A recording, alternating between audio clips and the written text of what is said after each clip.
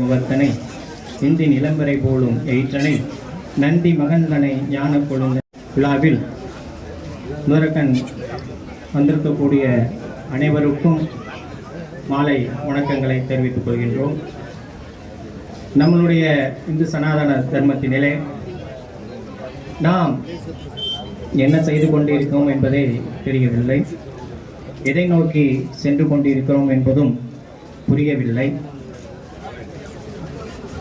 முன்னொரு காலத்தில் சுவர் விளம்பரம் பார்த்திருப்பீர்கள். நாம் இருவர் நமக்கு இருவர். அடுத்து வந்த காலத்தில் பார்த்திருப்பீர்கள், நாம் இருவர் நமக்கு ஒருவர். தற்பொழுது இனி அடுத்த சுவர் விளம்பரமாக வரப்போயிருப்பது நாமே குழந்தைகள் நமக்கு ஏன் குழந்தைகள் என்று வருவதற்கு கூட வாய்ப்புகள் இருக்கின்றது. இதை ஏன் சொல்லுகிறேன் என்றால், ஒரு காலத்தில் ஒரு 9 குழந்தைகள் 10 குழந்தைகள் இருந்தன ஒரு வீட்டில். ஒரு குழந்தையை தர்மத்துக்கும், ஒரு குழந்தையை இராணுவத்திற்கும், ஒரு குழந்தையை மற்ற ஒவ்வொரு குழந்தைகளும் வளர்ச்சி அடைந்து வந்து கொண்டிருந்தன. தர்மம் செழித்தது.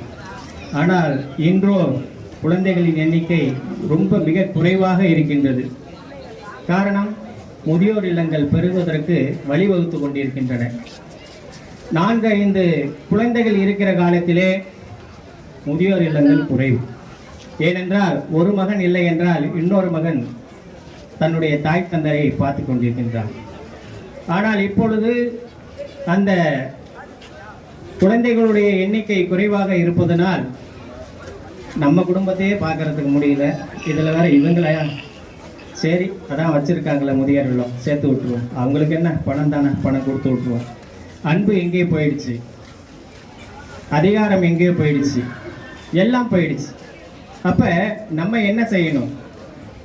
அப்போ நம்மளுடைய குடும்பத்தில் அண்ணன் தம்பி தங்கை உறவுகளை பெருக்க வேண்டும். அந்த உறவுகளை பெருக்கும் பொழுதுதான் நம்மளுடைய தர்மத்துடைய அறவழி பெருகிக் கொண்டே இருக்கும். இதிலே அதாவது பிரம்மச்சாரி, கிரகஸ்தன், வானப்பிரஸ்தம், சன்னியாசி 4 வர்ண ஆசிரமங்கள் நம்மளுடைய தர்மத்திலே இருக்கின்றது. பிரம்மச்சாரி படிக்கிற காலங்களிலே உள்ளது. கிரகஸ்தன் கல்யாணம் ஆகி அதற்கப்புறம் நம்மளுடைய இல்லற தர்மத்திலே ஈடுபடுவது. வானப்பிரஸ்தங்கிறது 60 வயதுக்கு மேலே தாத்தாங்கிற அந்த பட்டம் வந்துடுச்சுன்னா அனைவரும் நாம் அந்த தாத்தாங்கிற பட்டம் வந்தோடனே சன்னியாச, அதாவது வானப்பிரஸ்த தீட்சை எடுக்க வேண்டும். அது முடிந்தவுடன் சன்னியாச தீட்சை. இந்த சன்னியாச தீட்சை எடுக்கிறதுக்கு முன்னாடி வானப்பிரஸ்த தீட்சை 60 வயதுக்கு மேல் தாத்தாங்கிற பட்டம் வந்ததுக்கு அப்புறம் நம்மளுடைய முழுவதுமே இந்த தர்மத்துக்காக தான் உழைத்து கொண்டிருக்கின்றோம். நம்மளுடைய குருமகா சன்னிதானங்கள் எழுந்தருளியுள்ளார்கள். அவர்களை நம்முடைய விழாக்குழுவின் சார்பாக வருக வருக என்று வரவேற்கின்றோம். நாடுடைய சிவனே போற்றி, எல்லாட்டவர்க்கும் இறைவா போற்றி, காவாய் கனகத்தரளே போற்றி, கைலை மலையானே போற்றி போற்றி. பிறவி மாற்றும் உபாயம் ஒன்று சொல்வேன், சொன்னது கேட்பாயாகில் தொடர்பவம் தொலையும் என்றார். கைவல்ய நவநீதத்துல நம்மளுடைய தாண்டவராயர் சுவாமிகள் சொல்றாங்க. என்ன சொல்றாங்க? ஆமை ஒரு இடத்துல முட்டையிட்டு இன்னொரு அடுத்த கண்டம் போயிடும். ஆனா அதோட நினைவாற்றல் மூலியமாக அந்த முட்டையை குஞ்சு பொரிக்கும். மீனானது முட்டையை இட்டு அந்த கண்ணாலேயே அந்த முட்டையை பார்த்துக்கிட்டே இருக்கும்.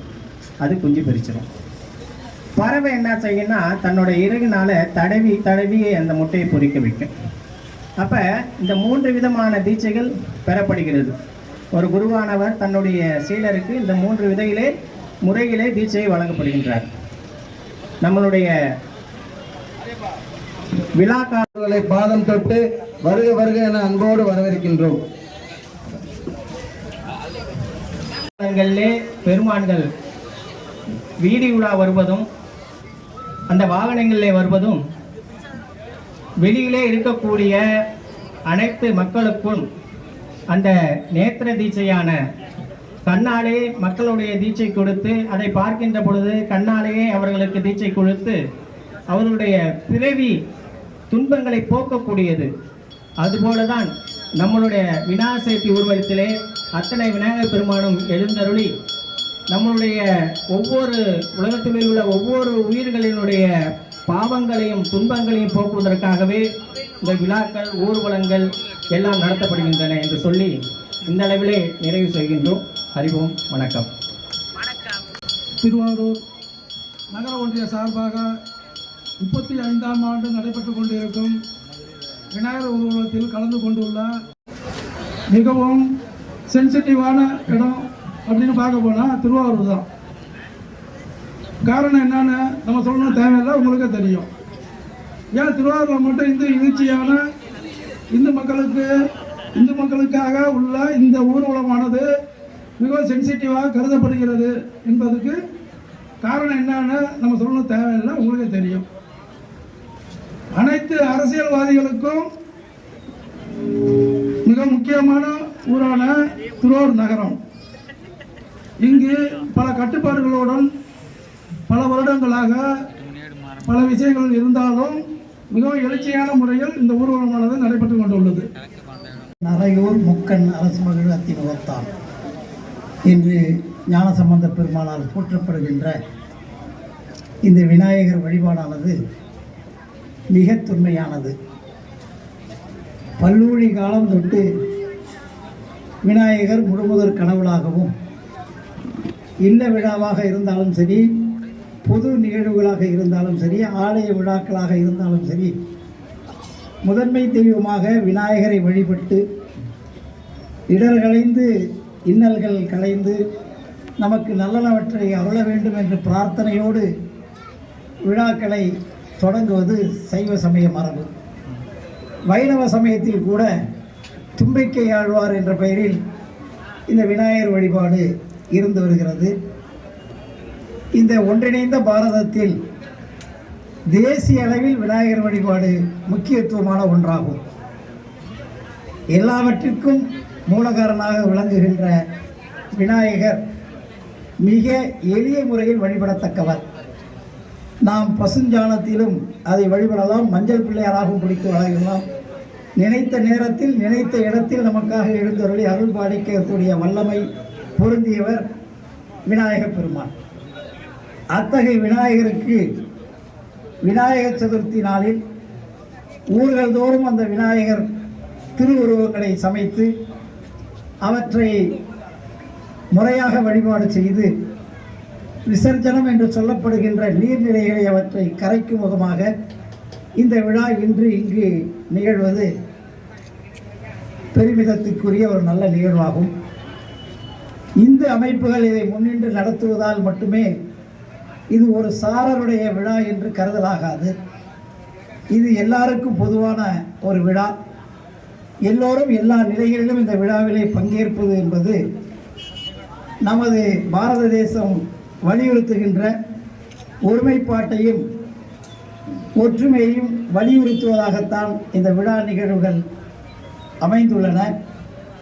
ஏனோ சில காரணங்களால் இது ஒரு சாரருக்கு உரியதாக தவறான எண்ணம் தோற்றுவிக்கப்படுகிறது. அந்த நிலை மாறி விநாயகர் பெருமானின் திருவருளாலும் இந்து அமைப்புகளின் முன்னெடுப்புகளாலும் இனி வருங்காலங்களில் எல்லோராலும் எல்லா நிலைகளிலும் பின்பற்றத்தக்கதாக இந்த விநாயகர் ஊர்வலம் சிறப்பாக அமைய இந்த நகர மக்கள் மட்டுமல்ல, நமது தேச மக்கள் அனைவரும் ஒன்றிணைந்து இந்த விழாவினை சிறப்பாக கொண்டாட வேண்டும் என்பது நமது அவா. நமது இந்து சமயத்தில் மட்டும்தான் பரந்துபட்ட நோக்கும் சகிப்புத்தன்மையும் எல்லோரையும் அரவணைத்து செல்கின்ற ஒரு அற்புதமான அன்பு நெறியும் உணர்த்த பெற்று நடைமுறையில் அது பின்பற்றப்பட்டு வருகிறது. வேற எந்த சமயத்திலும் இல்லாத சிறப்பு ஒற்றுமையும் ஒருமைப்பாடும் வெளிப்படுத்தும் முகமாகத்தான் நமது விழாக்கள் அனைத்தும், பண்டிகைகள் கூட அறிவு சார்ந்து உடல்நலம் சார்ந்து எல்லோரையும் அரவணைத்து செல்லுகின்ற உன்னத நிலையிலே நமது இந்து மத வழிபாடுகளும் பண்டிகைகளும் விழாக்களும் தொன்று தொட்டு நிகழ்ந்து வருவதை நமது உலகளாவிய பரந்த எண்ணத்தையும் எல்லோரும் அரவணைக்கின்ற அன்பு நெறியையும் புலப்படுத்துவதாக அமைந்துள்ளது எனலாம். அந்த வகையிலே இது போன்ற விழாக்கள் மேன்மேலும் சிறப்புற நிகழவும் இதில் தன்னை ஈடுபடுத்திக் கொண்டு செயல் வீரர்களாக செயல்படுகின்ற இந்து அமைப்புகளின் உறுப்பினர்கள், ஆர்வலர்கள் மற்றும் இதிலே பொறுப்பேற்று செயல்படுத்தக்கூடிய நிர்வாகிகள் எல்லாம் மேன்மேலும் இந்த விழா சிறக்க தங்களை அர்ப்பணித்துக் கொள்ள வேண்டும். இந்த விழாவின் வாயிலாக நாம் தேசத்துக்கு உணர்த்துவது யாதெனில், ஒன்றுபட்டால் உண்டு வாழ்வு என்பதும் ஒற்றுமையே எல்லா விடவிடையும் மேலானது என்பதையும் நாம் வெளிப்படுத்துகின்றோம். எளிய வழிபாடாகிய இந்த விநாயகர் வழிபாடு நம்மை நெறிப்படுத்துகிறது. மனித வாழ்வில் எத்தனையோ இன்னல்கள், எத்தனையோ சவால்கள் நிறைந்த இந்த உலகில் எல்லாவற்றையும் மறந்து இறைவன் பெயரால் நமக்குள்ள துன்பங்களை எல்லாம் அவரிடம் முறையிட்டு நமக்கு அதில் இருந்து ஒரு நல்லது நடக்கும் என்ற மன அமைதியை தோற்றுவிப்பதே இறை வழிபாடுதான். அதனால்தான் அந்த காலத்து மன்னர்கள் தங்களது அரண்மனைகளை விட ஆலயங்களை சிறப்பாக கட்டினார்கள். அதிலும் அரச மரம் தொடங்கி திருக்குளங்கள் தொடங்கி எல்லா இடங்களிலும் விநாயகர் சிலை பிரதிஷ்டை செய்த தத்துவம், அந்த நீர்நிலைகள், அந்த சாலைகள், இயற்கைக்கு உரம் சேர்க்கின்ற மரங்கள், இயற்கையோடு இயைந்த வாழ்வை மனிதனுக்கு அடையாளப்படுத்துவதாக அன்று தொட்டு இன்று வரை திகழ்ந்து வருகிறது. அதனால்தான் சாதாரண பாமரனும் தொட்டு வழிபடத்தக்க வகையிலே இந்த விநாயகர் திருவுருவங்கள் ஆங்காங்கே பிரதிஷ்டை செய்யப்பட்டு எளிய முறையில் அவரவர்கள் விருப்பம் போல் வழிபடுவதற்கு வழிவகை செய்யப்பட்டுள்ளது.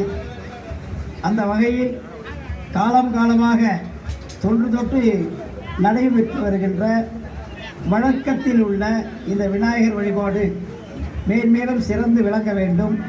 இதுபோன்ற விநாயகர் ஊர்வலங்கள் சிறப்பாக நிகழ எல்லோரும் தங்களை ஈடுபடுத்திக் கொள்ள வேண்டும். இந்த நிகழ்வின் வழி நாம் எல்லோருக்குமான சகோதரத்துவத்தையும் சகிப்புணர்வையும் வெளிப்படுத்தத்தக்க வகையிலே இந்த விழா நிகழ்வுகள் தொடர்ந்து நிகழ்ந்து வருவது பாராட்டுதலுக்கும் போற்றுதலுக்குரிய நல்ல நிகழ்வாகும். ஆகவே இது போன்ற விழாக்கள் ஆண்டுதோறும் சிறப்பாக நடைபெற வேண்டும். இந்த திருவாரூருக்கு என்று ஒரு தனி சிறப்பு உண்டு. தொன்மையான நகரம் மட்டுமல்ல, மூலாதார தலம் இது. அனைத்து உயிர்களுக்கும் மூலாதாரமாக விளங்குகின்ற புற்றினங்கொண்ட பெருமானாகிய வன்மீகநாதரும் தியாகேச பெருமானாகிய தியாகராஜரும் வீட்டிலிருந்து அருளுகின்ற இந்த புண்ணிய பூமியிலே இன்றைக்கு விநாயகர் உருவத்தை தொடங்கி வைப்பதில் அகமிக மகிழ்கின்றோம். இதுபோன்ற நிகழ்வுகள் ஆண்டுதோறும் சிறப்பாக நடைபெறவும் இதில் பங்கு கொண்டுள்ள பெருமக்கள், இந்து அமைப்பினர் மற்றும் பொதுமக்கள் அனைவரும் எல்லா நலன்களும் பெற்று நீடி வாழ நமது ஆன்மார்த்த மூர்த்தியாகிய ஆரூர் அஜபானன தியாகேச பெருமான் திருவடி மலர்களை சிந்தித்து ஆசீர்வதிக்கின்றோம். திருச்சிற்றம்பலம். இந்த வெற்றி விநாயகர் ஊர்வலத்தை துவங்கி வைத்த ஐயா பக்கிரிசாமி ஐயாவை வணங்கி என் உரையை தொடங்குகிறேன். சூழ்நிலையை இன்னைக்கு காவல்துறையும் இந்த அரசாங்கமும் கொண்டு வந்திருக்கு. இன்னைக்கு பாத்தீங்கன்னா நம்மளுடைய வேளாங்கண்ணிக்கு சப்பரம் எடுத்துட்டு போறாங்க. அவங்களுக்கு எந்த கட்டுப்பாடும் இல்ல. ரோட்ல பண்றாங்க, அதுக்கு எந்த கட்டுப்பாடும் இல்ல. ஆனா பெரும்பான்மையா இருக்கிற நம்ம சமுதாயத்துக்கு பல்வேறு கட்டுப்பாடு இந்த அரசாங்கம் நிறுத்திட்டு இருக்கு. ஏன்னா ஓட்டு வங்கிக்கா எந்த அரசாங்கம் வந்தாலும் சரி. ஆனா இந்த அரசாங்கத்துக்கு என்ன சொல்றோம்னா, நீங்க யாருக்கு வேணாலும் சலுகை பண்ணுங்க, ஆனா இந்துக்கள் ஒற்றுமையா இருக்கணும்னா, இந்துக்களை வழிநடத்தணும்னா நீங்க அரசாங்கம் இந்துக்களுடைய எண்ணங்களை பூர்த்தி செய்யும் அரசாங்கமாக தான் நீங்க செயல்பட வேண்டும் என்பதை நேரத்தில் நான் சொல்லிக்கொள்ள கடமைப்பட்டுள்ளேன். 2 நாளைக்கு முன்னாடி நம்முடைய பேச்சாளர் ஒரு ஸ்கூல்ல போய் விஷ்ணு என்ற ஒரு பேச்சாளர் பேசியதை சர்ச்சையாக்கி அவருக்கு பல்வேறு பிரிவுகளை வழக்கு போட்டு இன்னைக்கு சிறைச்சாலையில் இருக்காரு. அதுக்கு இன்னைக்கு பாத்தீங்கன்னா நம்முடைய மன்னாவடியில ஜிஎல் சாமி இருக்காங்க. அவங்க வருடம்னா எங்க பகுதியில எல்லாம் பள்ளியில புத்தகம் கொடுத்துட்டு இருப்பாங்க. இன்னைக்கு காலையில ஒரு ஸ்கூல்ல போய் புத்தகம் கொடுக்குறப்ப அனுமதி இல்லை, இன்னைக்கு ஒரு ஜியோ வந்திருக்கு, எந்த மதத்தை சேர்ந்தவங்களும் உள்ளார வந்து எதுவும் பண்ண விடாது. நம்ம வந்து மதமாட்டம் பண்ணல, நம்ம மதத்தை வந்து பாருங்கன்னு யாரும் சொல்லல. இன்னைக்கு வந்தீங்கன்னா பல உலக நாடுல எல்லாம் தானா வந்துட்டு இருக்காங்க. ஆனா இன்னைக்கு பாத்தீங்கன்னா பல்வேறு கட்டுப்பாடை இந்த அரசு செய்து கொண்டிருக்கின்றது. ஒரு நேரத்தில் எங்க ஊர்ல எல்லாம் கிட்டத்தட்ட 26 வருஷத்துக்கு முன்னாடி ஒரு விநாயகர் சதுர்த்தி ஊர்வலம்னா எங்க பகுதியில் ஆதிக்கமா இருக்கிற கம்யூனிஸ்ட் கட்சி எதிர்ப்பு வச்சாங்க. ஆனா நீங்க பாத்தீங்கன்னா அதே கம்யூனிஸ்ட் கட்சியை சேர்ந்தவங்க அவங்கவுங்க தெருவில் ஊர்வலம் நடத்திட்டு இருக்காங்க. இதெல்லாம் இந்து முன்னணி எதிர்பார்க்குது. நீங்க எந்த கட்சியில வேணாலும் இருங்க, திமுக இருங்க, அதிமுக கம்யூனிஸ்ட்ல இருங்க, எந்த கட்சியா இருந்தாலும் இருங்க. ஆனா விநாயகர் பெருமான உருவத்துக்கு நீங்க எல்லாருமே ஒற்றுமையா இருந்து இந்துக்களை வழிநடத்துற சக்தியா இங்க இருக்கிற சமுதாய தலைவர் உருவாகணும். அது மாதிரி சமுதாய தலைவர்களுக்கு வழிநடத்துற ஒரு இயக்கமா இந்து முன்னணி செயல்பட்டு கொண்டிருக்கின்றது என்பதை இந்த நேரத்தில் உங்களுக்கு தெளிவாக நான் சொல்லிக் கொள்ள கடமைப்பட்டுள்ளேன். அது மாதிரி இந்த திருவாரூர் நகரத்துல பாத்தீங்கன்னா நம்ம ரமேஷ் பேசுற மாதிரி இந்த திருவாரூர் நகரம் மிகவும் ஆபத்தான நகரத்துக்கு உதாரணம் இந்து முன்னணி சார்பா ஒரு நோட்டீஸ் போட்டாங்க. இந்துக்கள் ஜனத்தொகை குறைஞ்சிட்டு இருக்கு, கிறிஸ்துவ மதமும் அது மாதிரி முஸ்லீம் மக்களுடைய எண்ணிக்கை பெருகிட்டு இருக்கு ஒரு வாசகம் இருக்கு. அது தமிழ்நாட்டில் இந்து முன்னணி சார்பா அடிக்கப்பட்ட வாசகம். ஆனா நீங்க பாத்தீங்கன்னா வழக்கம் இன்னைக்கு வந்து திருவாரூர் நகரத்துல தான் கொடுத்திருக்காங்க. அப்படிப்பட்ட நகரம், எப்படிப்பட்ட நகரத்துல எப்படி நம்மளுடைய எதிர்ப்புடைய சக்திகள் நீங்க செயல்பட்டு இருக்காங்கன்னு பாருங்க. அதனால இங்க இருக்கிற எல்லாருமே ஜாதிகளை மறந்து, அரசியல் கட்சிகளை மறந்து இந்துக்கள் என்ற ஒரு ஒற்றுமையுடன் வர வேண்டும் என்பதை இந்த நேரத்தில் கூறிக்கொண்டு வாய்ப்பளித்து நன்றியை தெரிவித்து விடைபெறுகிறேன். நன்றி, வணக்கம். ஆபத்து, இந்துக்கள் ஜனதொகை குறைகிறது. என்ன தமிழகத்துக்கு ஆபத்து இருக்கிறது? இந்துக்கள் ஜனதொகை குறைகிறது. இப்போது பார்த்தீங்கன்னா மதம் மாற்றத்தினால என்ன விளைவு? தமிழகத்தில் கிட்டத்தட்ட சுதந்திரம் வாங்கும் போது நம்ம 80% மேலே இருந்தோம். ஆனால் இன்று 70% குறைந்துள்ளோம். 10% மதம் மாற்றத்தினால் இழந்துள்ளோம். இந்த இழப்பினால் என்ன நஷ்டம்? நம்ம 33 கோடி தேவர்களை வழங்குறோம். கர்மா, மாரியம்மா, செல்லியம்மா, லட்சுமி, மகாவிஷ்ணு, சிவன் அனைவரையும் வழங்குறோம். அதனால் இயேசுவையும் அல்லாஹ்வையும் சேர்த்து வழங்குதா நமக்கு எந்த இதுவும் கெட்டு போறதில்லை. ஆனா இயேசுவே ஆண்டவர் சொல்றோம் பத்தியா, அங்கதான் பிரச்சனை உருவாகுது. அல்லாஹ் தவிர யாரும் இல்லைன்னு சொல்றான் பாரு, அங்கதான் உருவாகுது.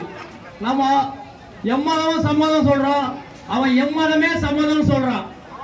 இந்துக்களுடைய சகிப்புத்தன்மையினால, இந்துக்களுடைய விழிப்புணர்வு குறைவினால, நம்ம மதம் மாற்றத்தினால நம்ம நாட்டையே இழந்துள்ளோம். இப்போ பாகிஸ்தான், ஆப்கானிஸ்தான், பர்மா, நேபாள், இலங்கை இதெல்லாம் பார்த்தீங்கன்னா மதம் மாற்றத்தினால இழந்துள்ளோம். இதெல்லாம் ஒரு நாட்டில் இந்தியாவா இருந்தது. ஆனா இந்தியா இன்னைக்கு நிலப்பரப்பு குறைந்து மதம் மாற்றத்தினால இந்த தேசத்தையே நம்ம பிரிச்சு கொடுத்து இன்னைக்கு நம்ம வாழ வழி இல்லாத இருக்கிறோம். முஸ்லிம்களுக்கு 35 நாடு இருக்கு, கிறிஸ்தவர்களுக்கு 55 நாடு இருக்கு, இந்துக்களுக்கு ஒரு நாடு கூட இல்லை. இவ்வளவு பெரிய தேசத்தை 80 வயதில் நம்ம வாழ்ந்தோம். நம்மளை இங்கிருந்து அடிச்சு விரட்டினா போக்குறதுக்கு ஒரு நாடு கிடையாது, நாதி கிடையாது. நம்மளை கேட்கறது ஒரு இது நாதியம் கிடையாது. இப்படிப்பட்ட ஒரு சூழ்நிலை இருந்தா சுதந்திர போராட்ட காலத்துல திலக பெருமானால் உருவாக்கப்பட்ட இந்த விநாயகர் சதுர்த்தியை தமிழகத்துல இந்து முன்னணி நிறுவன அமைப்பாளர் தென்னகத்து திலகர் வீரத்துறை ராமகோபால் ஐயா அவர்கள் தமிழக மக்களிடையே ஒரு விழிப்புணர்வு உண்டாக்கணும். தமிழக மக்கள் இப்படியே இருந்த மதம் மாற்றத்தினால நம் தமிழ் கலாச்சாரம் பண்பாடு சீர்குலைந்து விடும் என்று எண்ணி தமிழகத்தில் 41 வருடங்கள் முன்னாக சென்னையில் ஒரே ஒரு இடத்தில் ஆரம்பிக்கப்பட்ட இந்த விநாயகர் சதுர்த்தியானது இனி தமிழகத்தில் 1.25 லட்சம் இடத்துக்கு மேல விநாயகருக்கு மிக பிரம்மாண்டமாக நடந்து கொண்டிருக்கிறது. இந்த விநாயகர் சதுர்த்தி மூலம் தமிழகம் மட்டுமல்ல அகில இந்திய அளவிலேயே பெரிய மாற்றத்தை தாக்கத்தை உண்டு பண்ணியிருக்கிறது. இதை தடுத்து நிறுத்த வேண்டும் என்று சொல்லிதான் அரசியல் கட்சிகள், அரசியல்வாதிகள், அரசாங்கம் இதை இணைந்து இந்த விநாயகருக்கு எந்த அளவுக்கு கடுமையா இந்த விநாயகர் சிலை வைக்கிறது பார்த்தீங்கன்னா கஞ்சா விற்கிறவன், எராயில் விற்கிறவன், சாராய விற்கிறவன் சுதந்திரமா சுத்துறான். இந்த விநாயகர் சிலை வைக்க போனா கார்பரேஷன்ல பாம்புவாங்க, ஈபியில பாம்புவாங்க, ஃபயர் ஸ்டேஷன்ல பாயுவாங்க. இப்படி எவ்வளவு தொல்லை பண்ண முடியுமோ அவ்வளவு கட்டுப்பாடு. இது வச்ச மாதிரி மண்மாரி வச்சியா, கேஸ் சிலிண்டர் வச்சியா, ஒவ்வொரு ஈபியில கொத்தியா வச்சிருக்கானா. இது மாதிரி இந்த விநாயகர் சிலை வைக்கிறவங்கள எந்த அளவுக்கு மன ஒழுக்கத்தை, மன உளைச்சலை உண்டு பண்ண முடியுமோ அந்த அளவுக்கு மன உளைச்சலை, மன வருத்தத்தை ஏற்படுத்துகிறார்கள். இதெல்லாம் தகத்தெறினா இந்து சக்தியாக ஒன்றுபட்டு நாம் ஒன்றிணைந்து செயல்படுறது மூலமே இதெல்லாம் சாத்தியமாகும். அதனால இந்து மக்கள் அனைவரும் இந்த விநாயகர் சதுர்த்தி மூலமாகவும் இந்து முன்னணியுடைய எழுச்சி மூலமாகவும் தமிழகத்தில் பெரிய மாற்றத்தை உண்டு பண்ணணும்னு சொல்றான். என்னடா இந்து மதத்துக்கு இழுக்கு, இந்து மதத்தை ஏன்னா கிறிஸ்தவ மதத்துக்கு போனேன், ஏன்னா முஸ்லீம் மதத்துக்கு போனேன்னா இந்து மதத்துல வந்து தீண்டாமை இருக்கு, எங்களை ஒன்னும் சேர்க்கல அப்படின்றான். இந்து மதத்துல எங்க தீண்டாமை இருக்கு? இந்து மதத்துல எந்த சாமியா உயர்ந்த ஜாதியா இருக்கு? சிவபெருமான் எஸ்டி வெட்டியா வேலை செய்ததுதான் சிவபெருமான். அவரை நம்ம வணங்கலையா? இல்ல ஐயர் மணியாட்டலையா? சக்தி மலையாளசி எஸ்டி அந்தம்மா, ராமர் சத்திரியர், கிருஷ்ணர் யாதவ குலர், இது மாதிரி ஒவ்வொரு சாமியும் ஒவ்வொரு ஜாதியிலும் தான் பிறந்திருக்குது. இந்து மதத்தில் வந்து ஏற்ற தாழ்வே கிடையாது. அதுக்கோசம் தெய்வங்களே அங்கிருந்து உருவாகி இருக்காங்க. அதனால இந்து மதத்தில் இருக்கிற ஏற்ற தாழ்வு எதுவுமே கிடையாது.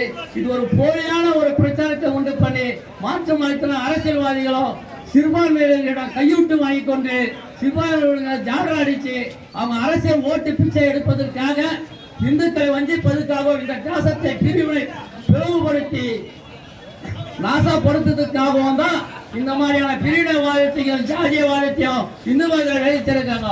ஆனா ஒரு இந்து எந்த சிவன் கோயிலுக்கு போலாம், பெருமாள் கோயிலுக்கு போலாம், எந்த மாரியம்மன் கோயில் போலாம், எந்த கோயிலுக்கு போலாம். ஆனா ஒரு சிஎஸ்ஐ கிறிஸ்தவன் சிஎஸ்ஐ சர்ச்சுக்கு மட்டும்தான் போக முடியும்.